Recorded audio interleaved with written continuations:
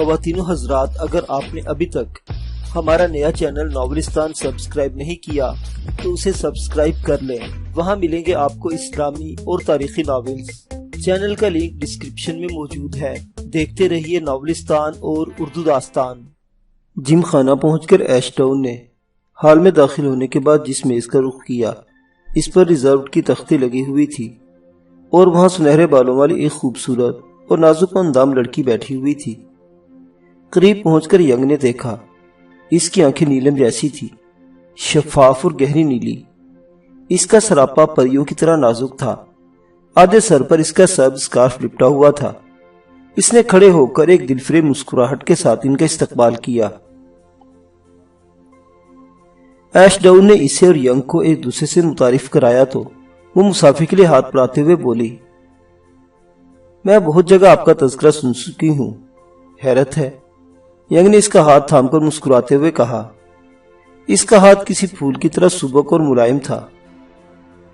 میں اتنا مشہور آدمی تو نہیں ہوں، کم از کم پولیس ڈپارٹمنٹ میں تو مشہور ہیں، اور میں بہرحال ایک پولیس آفیسر کی بیٹی ہوں۔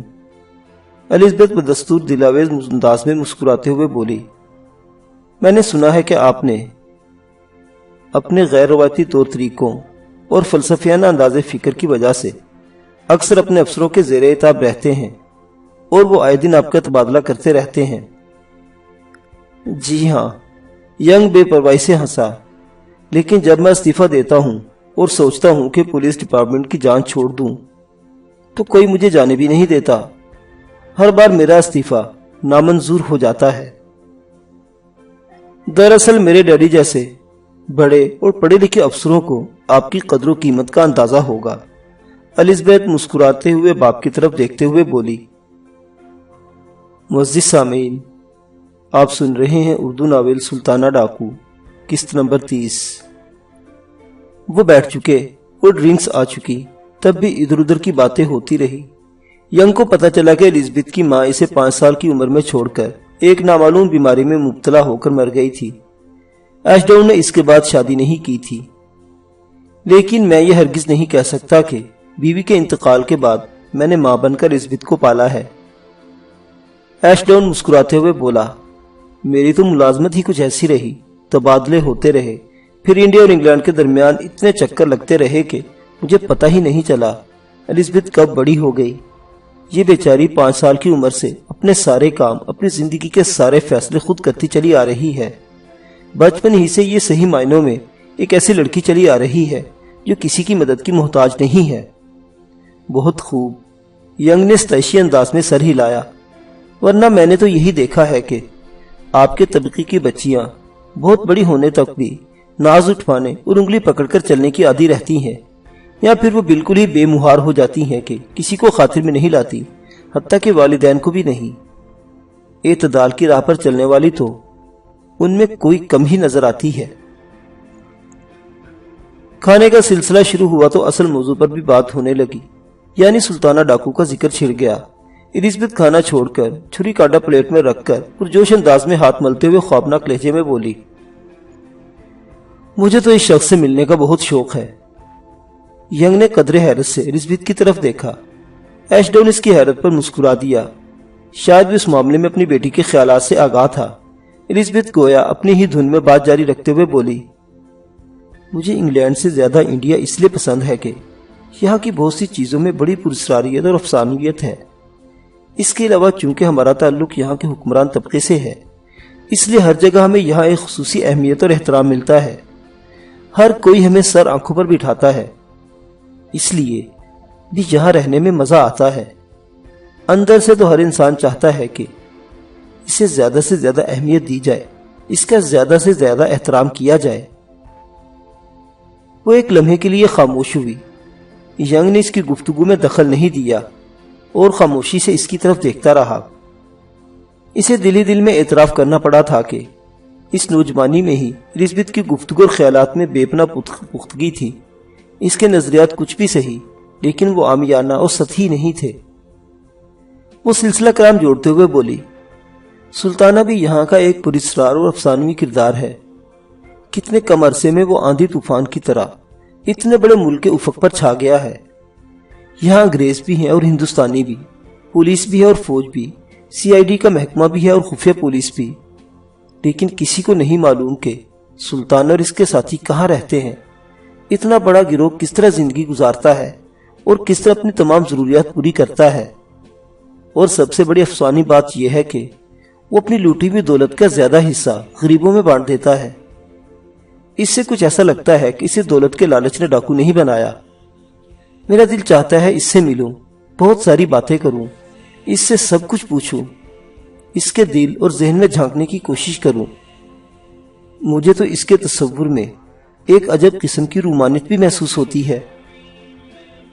एशडाउन ने खाना खाते खाते मुस्कुराकर यंग की तरफ देखा और कहा, तुम मेरी बेटी की बातें सुनकर हैरान ना होना।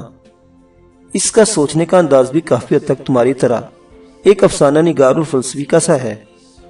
ये सचमुच कहानियां भी लिखती है, लड़कपन ही से कुछ न कुछ लिखती चली आ रही है। इसकी कुछ कहानियां इंग्लैंड के बाद रिसालों में छपी भी हैं। इस लिहाज से तो ये खुद भी एक अफसानी शख्सियत है। यंग मुस्कुराते हुए बोला।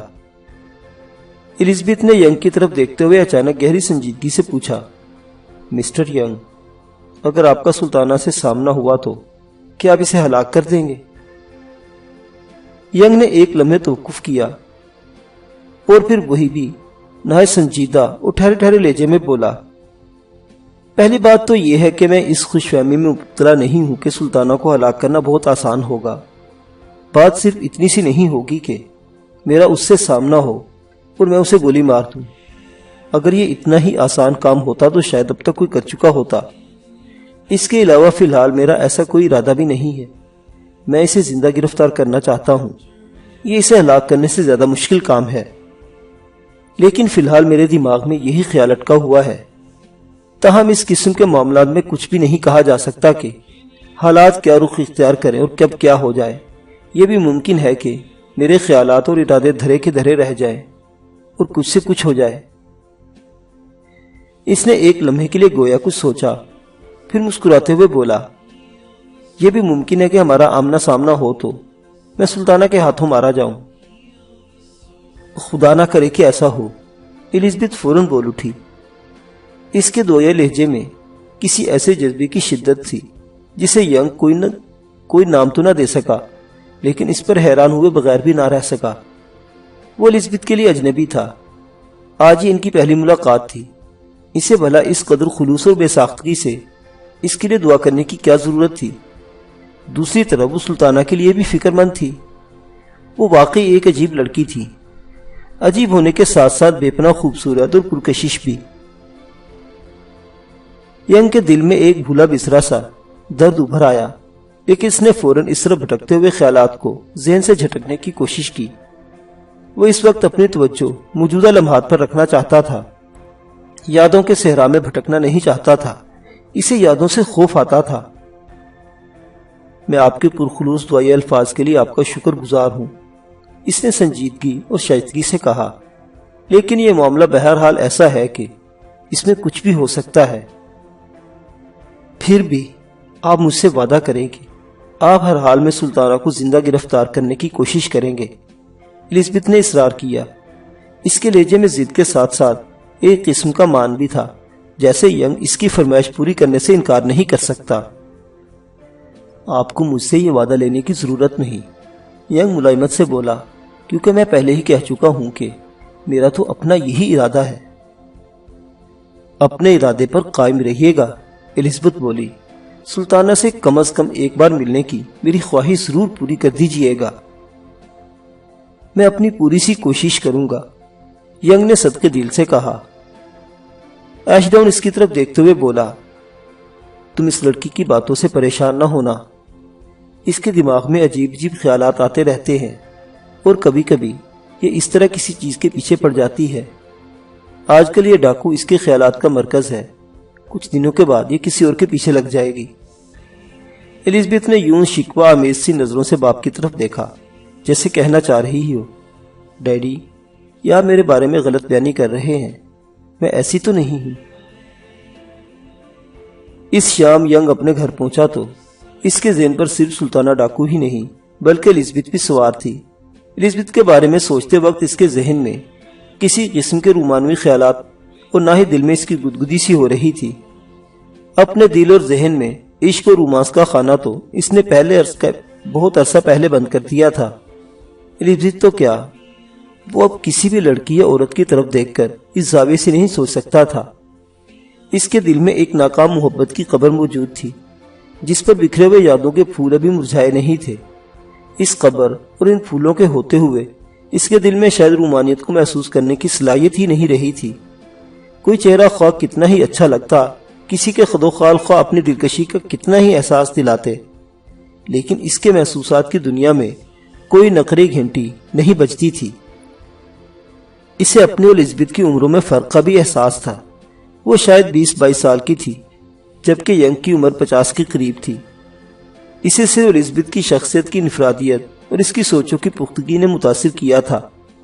اس کی سوچیں، اس کا ذہن 20-22 سال کی لڑکی والا ہرگز نہیں تھا۔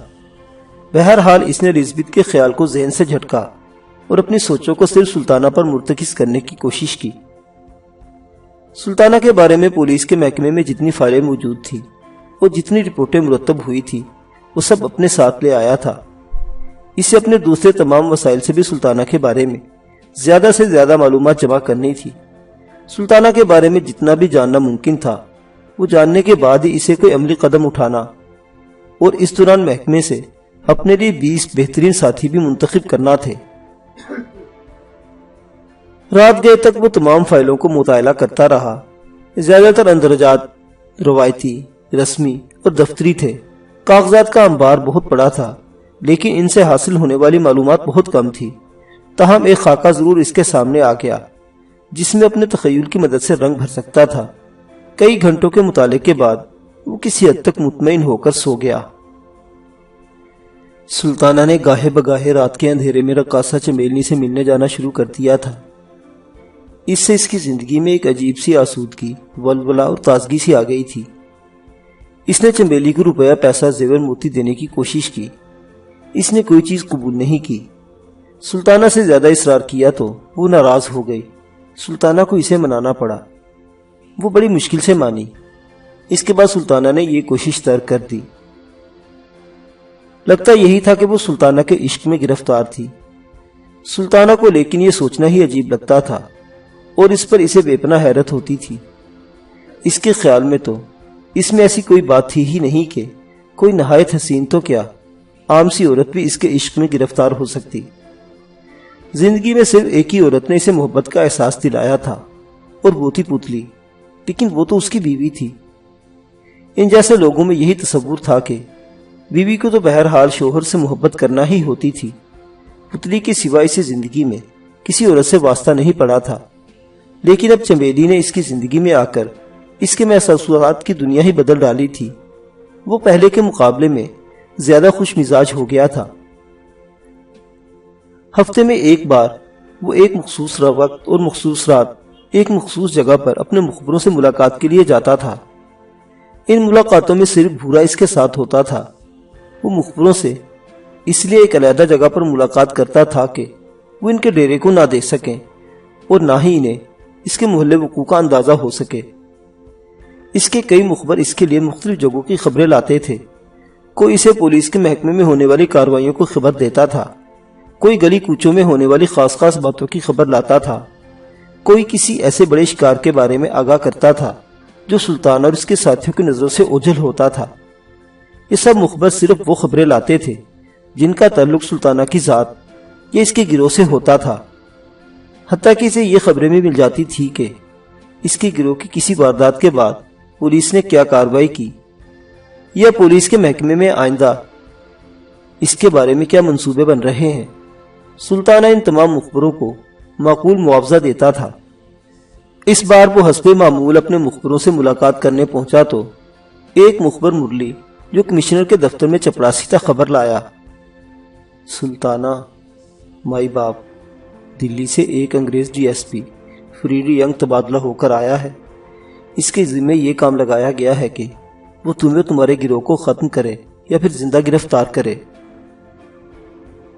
اور اس نے یہ ذمہ داری اپنے سر لے لی؟ سلطانہ نے تصدیق چاہی۔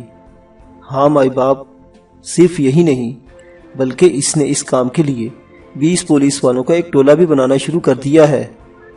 बहुत छान फटक कर वो एक एक पुलिस वाले को अलग अलग थानों, दफ्तरों और चौकियों से निकाल कर लाया है। वो अपने मतलब के आदमी जमा कर रहा है।